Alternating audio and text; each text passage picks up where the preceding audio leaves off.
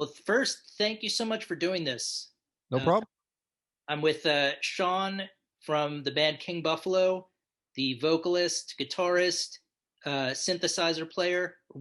I believe you guys split that. Yeah, we kind of both kind of handle usually kind of different-ish duties. Dan handles more of like sort of bass synth stuff, and I do a little more sort of mid-rangey, Yeah. Gotcha. Well, I thought I would start out by just letting you know this is going to be for a Facebook group that I am an administrator for, Happy Hour with Heather and Guest, and I have a podcast called A Fistful of Faceful. So I thought we would release the audio on that and then the video for the Facebook group. But um, Heather, the person who put the group together, you're her favorite band, Oh, awesome.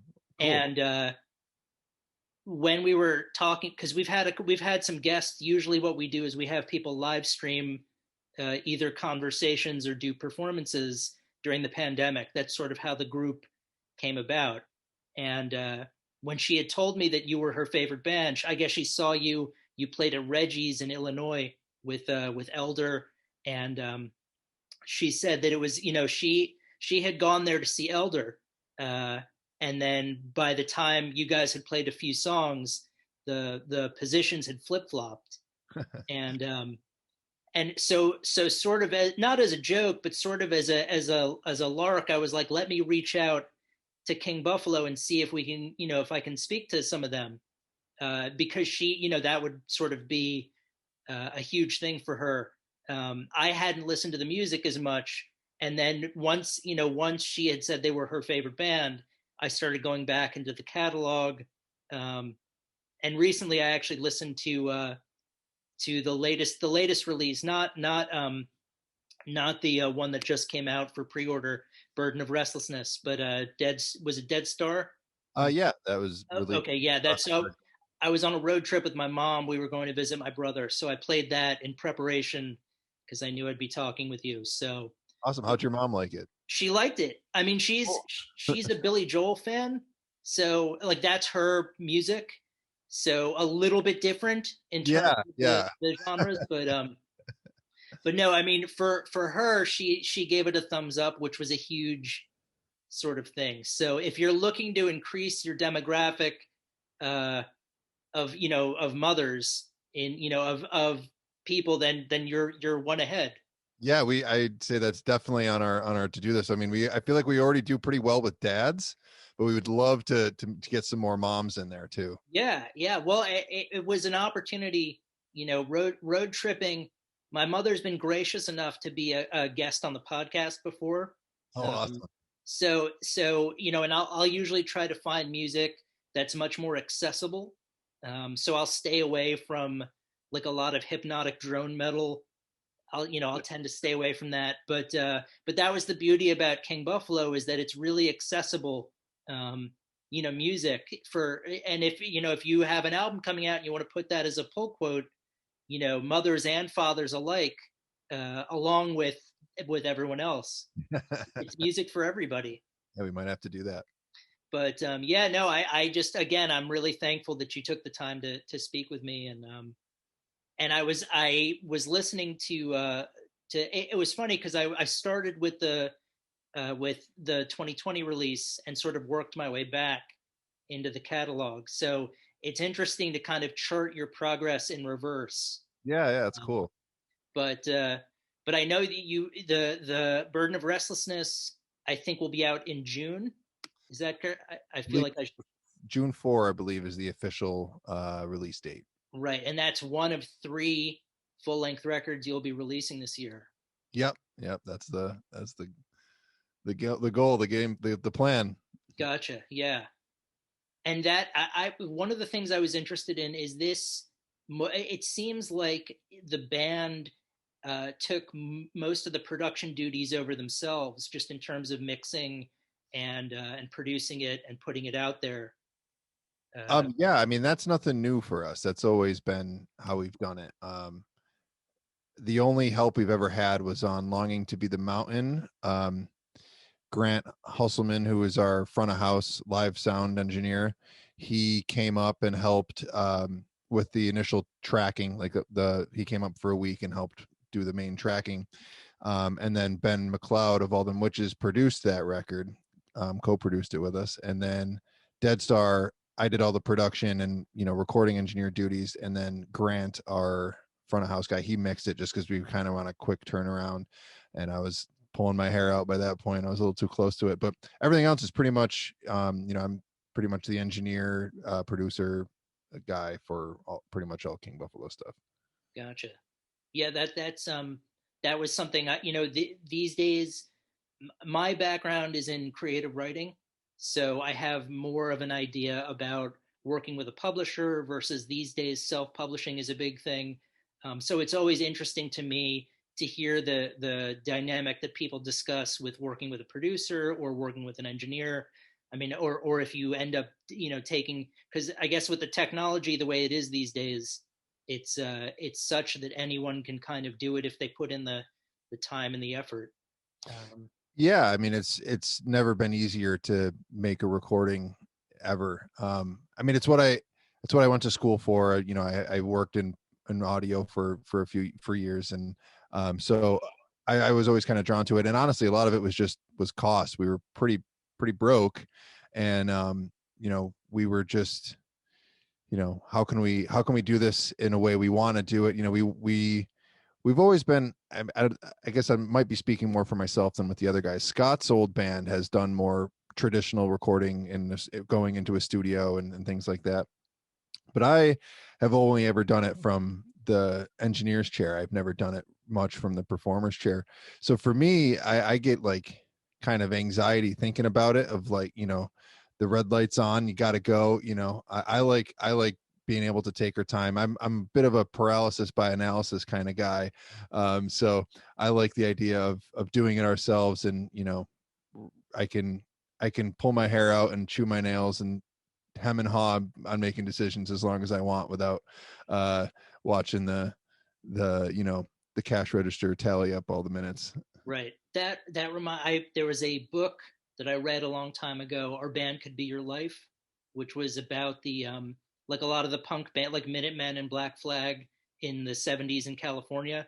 And one of the things Minutemen did was trying to save on cutting costs as much as they could. So they would book studio time at like 4 a.m. They would use leftover tape from people. They would already have the song sequence the way they wanted on the album. They never sold merchandise because they sort of, and they looked at the album as a way to promote the show. That was like their big thing. They were all about playing live, and the album was like a way to get people interested in going to see them. And I just remember that had a profound impact on me, just as someone who wanted to be creative. Where should you focus your time? You want to be in a position where the creativity will come easily, when you can write music and play music, and you don't have to worry about, like you said, like the red lights starting to flicker. We need to get this track recorded by 2 o'clock, and it's just not coming. But, yeah, I mean, I don't know. I'm getting, actually, this new record coming up, Burning the Restless System, was the first time we've actually done like formal sort of pre-production as a band. So like by the time we did, the formal pre-production, had all the arrangements pretty much nailed. And I was like, okay, now we know the songs. Now we're really going to record them.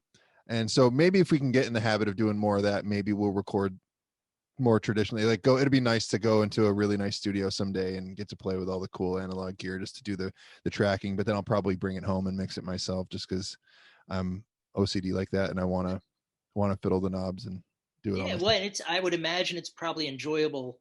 When you have a certain amount of control over it, and you know what you want, and you can execute it. So I'm sure that there's probably some stress to it as well. Oh, yeah. But it's it's still, it's fun to kind of know that you're steering the ship. It's horrible while you're steering the ship, but when it's over, it feels good. Yeah, you can look back and see how much ground you've covered, and it's really, the ocean is calm. I mean, I could throw in so many metaphors for this, but but yeah, no, I definitely understand what you mean. But I mean, I'm amazed. Are have the three albums already been? Are you just sort of waiting for them to be released, or? No, no, no.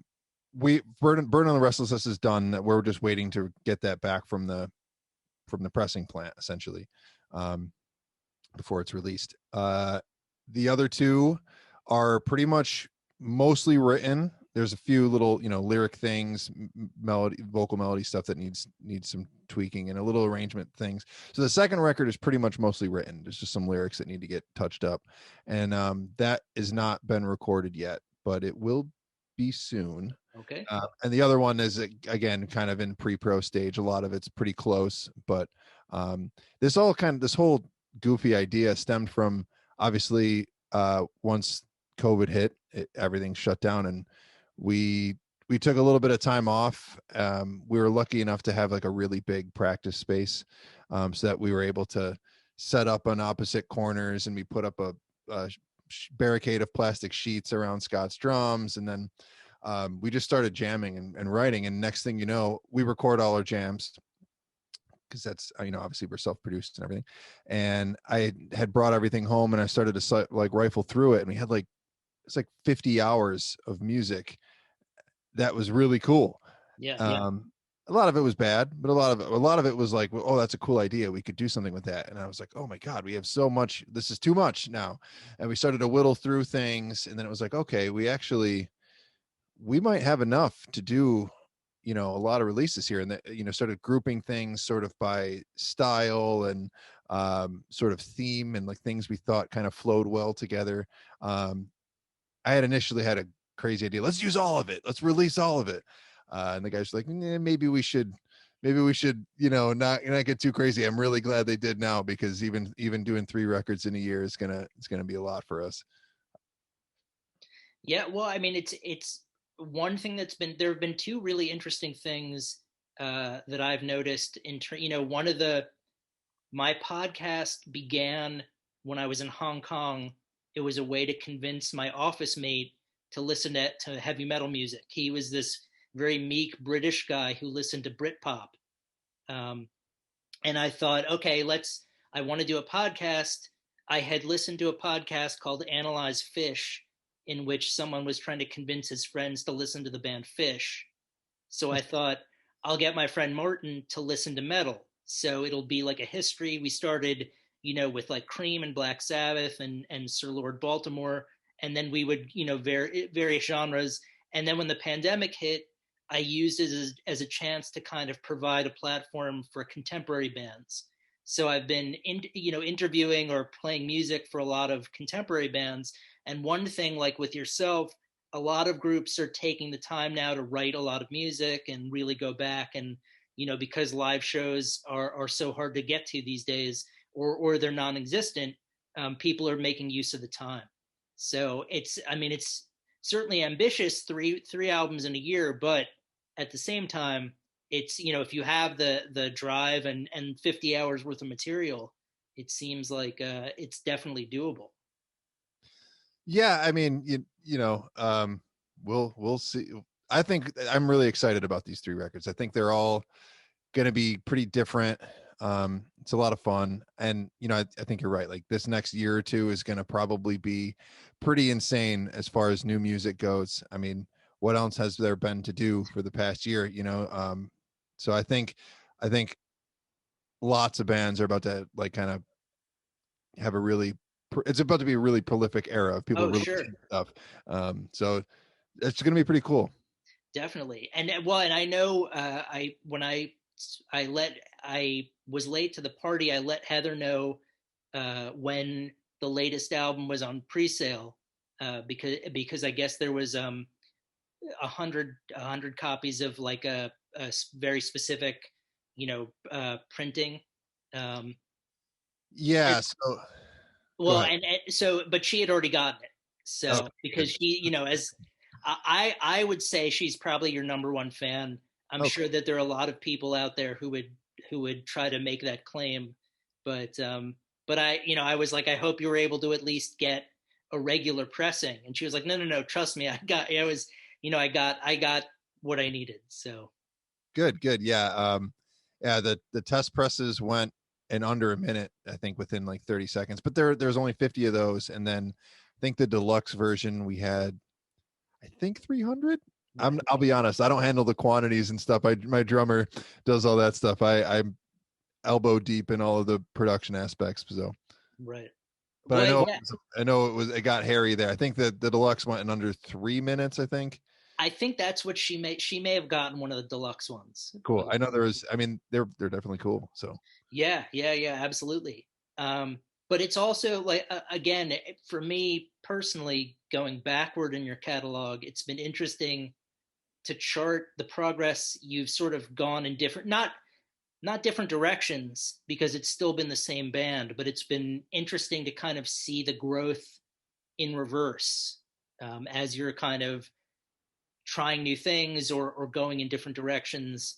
Um, so it'll be interesting to kind of stop and do a U-turn when these latest albums come out and kind of see where you've gone with these with regard to any new sort of stuff. But yeah, I mean, my biggest thing that I was excited about was that I could play it for my mom, and she enjoyed it, and that was like a huge litmus test. yeah, that's really great. That makes me happy. Yeah, yeah. I mean, and for if Billy Joel's her thing, you wouldn't think necessarily that King Buffalo would slide right in, but it was good road tripping music. Even if she was just being polite, I'll take it. No, no, that's the one thing I'll say, is that she has no problem, saying I don't like this. So that was, yeah, yeah, that was good. But I know that the this album comes out June 4th, I believe. Mhm. Um, the Burden of Restlessness, and I guess you'll obviously keep everyone in the loop with regard to the other music as it comes out.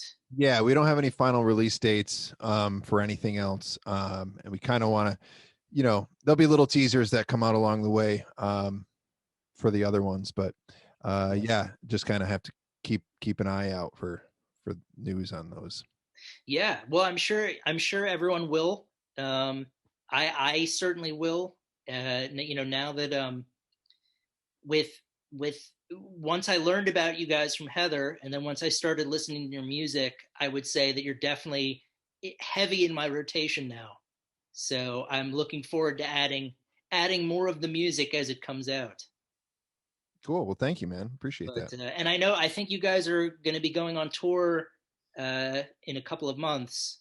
Um, September, I believe. September. Um, and obviously, fingers crossed everything keeps going the right way. I know we're pretty stoked. My bass player is already vaccinated.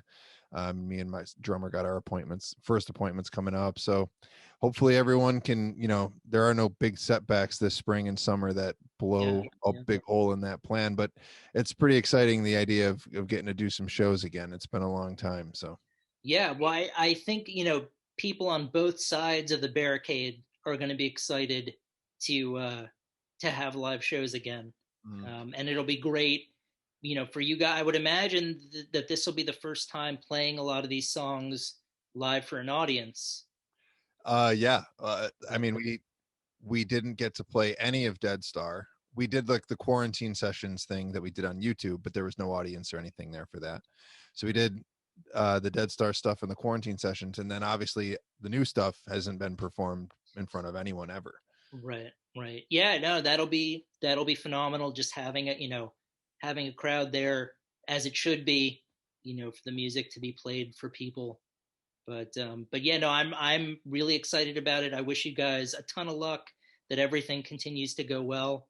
Um, and yeah, I mean, unless there was anything else you had wanted, I mean, I know that people can find, there's kingbuffalo.com, and I know you guys have your own Bandcamp, your own social media. It's pretty easy to find information.